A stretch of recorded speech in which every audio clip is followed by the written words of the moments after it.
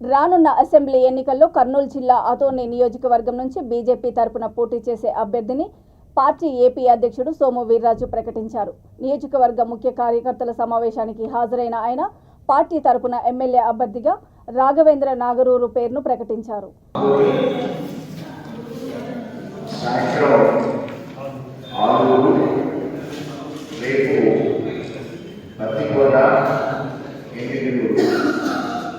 ఈ జిల్లాలో పార్లమెంట్లో 4 చోట్ల రోజు ప్రచారం పార్టీ పని,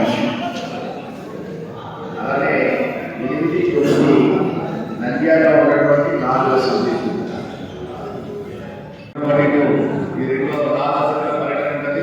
అటువైపు మన జిల్లా అధ్యక్షుడు సోదరులు పూర్తి రామస్వామి గారు, మరి అటు చివరకు వచ్చిన వారు నగరులు రాజేంద్ర గారు ఎన్ఎస్సి అభ్యర్థి గారు, నాకు ఇరువైపు ఉన్నవారు సోదరులు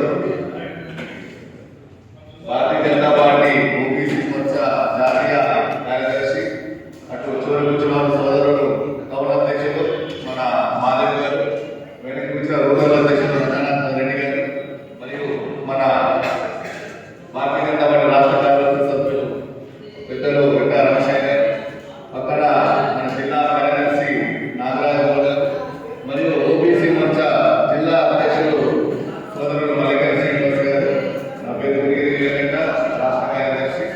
ఈ యొక్క విలేకరుల సమావేశం ఏ విధంగా తగ్గించాలని ప్రయత్నం చేస్తుంటే నరేంద్ర మోడీ దీన్ని కూడా తగ్గించుకుంటా అభివృద్ధి కోసం నిధులు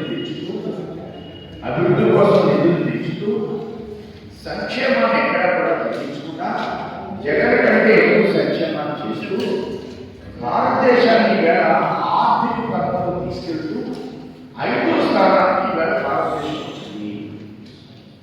ఆంధ్రప్రదేశ్ ఆర్థిక పరిస్థితి ఎలా ఉంది, భారతదేశం యొక్క ఆర్థిక పరిస్థితి ఎలా ఉంది, ఇలాంటి అంశాన్ని గ్రాడ్యుయేట్స్ పెట్టి నేను తీసుకువెళ్తాం.